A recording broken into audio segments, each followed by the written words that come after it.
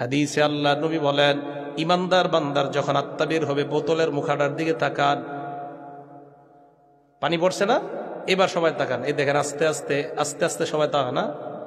এই যে শেষের পানি, শেষে কিন্তু একটু পানি রয়ে গেছে এই জায়গায়, এটা অনেকক্ষণ ধরে রাখলে পড়বে, ঠিক না? বলেন তো, এটাকে আস্তে পড়বে না তাড়াতাড়ি? আস্তে আস্তে। আল্লাহ নবী বলেন, তাসিলু কামা তাসিলুল কতরাতু মিন ফিস সিকা।